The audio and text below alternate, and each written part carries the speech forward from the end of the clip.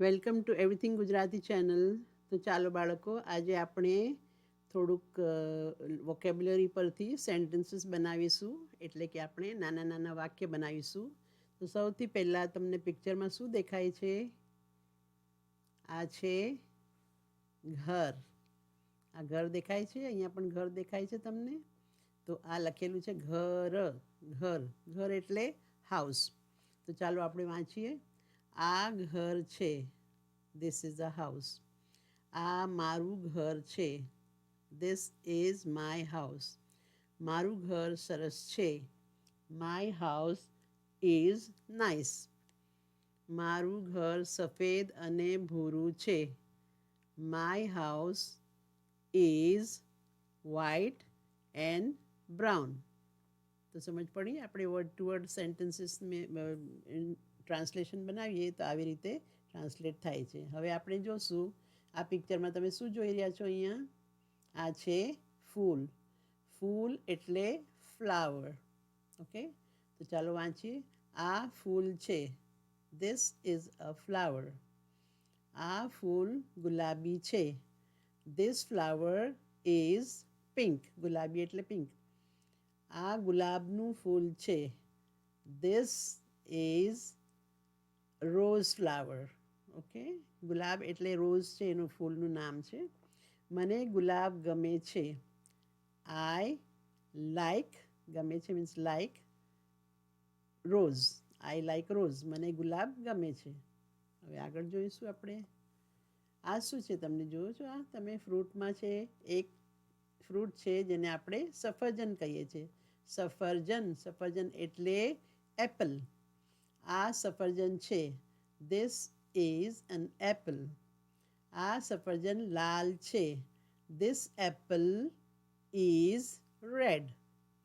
મને સફરજન ભાવે છે, આઈ લાઈક એપલ. હવે ભાવે છે અને ગમે છે એનું સેમ મિનિંગ થાય છે લાઈક.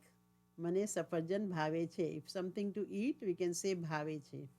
ઓકે, સફરજન બહુ મીઠું છે, the Apple is very sweet. સફરજન બહુ મીઠું છે એટલે the Apple is very sweet.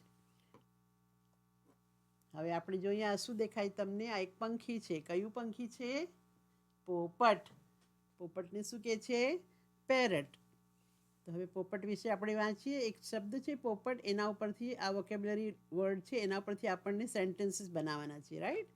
તો પોપટ પરથી આપણે શું બનાવશું? સૌથી પહેલાં આપણે કહીશું કે આ પોપટ છે, ધીસ ઇઝ અ પેરટ.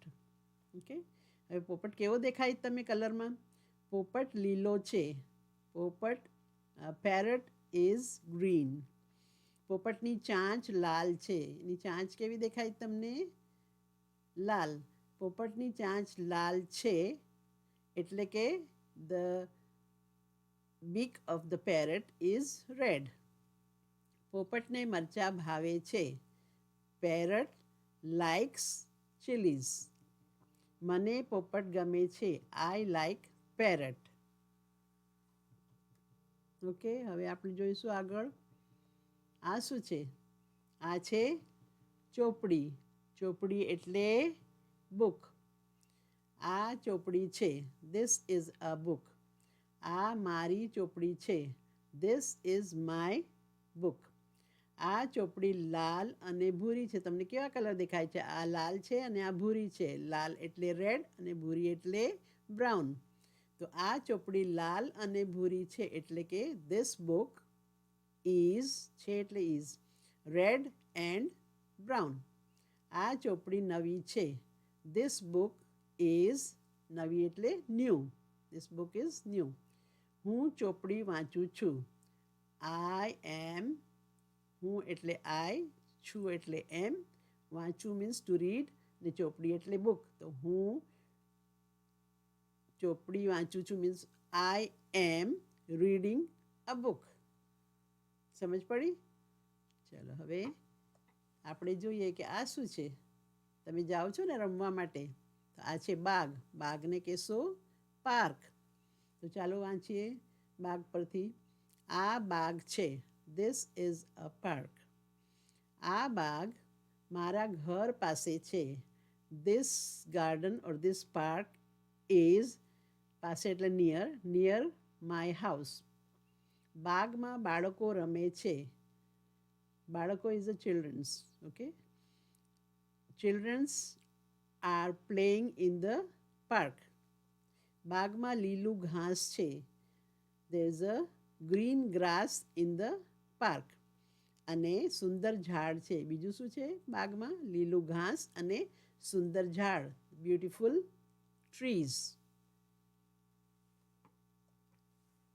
તો સમજ પડી આપણે એક વર્ડ પરથી કેવી રીતે સેન્ટેન્સીસ બનાવવાના અને પછી એને ટ્રાન્સલેટ કરવાના. તો ફરી મળીશું બીજા વિડીયો સાથે અને બીજા વોકેબ્યુલરી વર્ડ સાથે. ઓકે, તો આ છે શબ્દ ભંડોળ.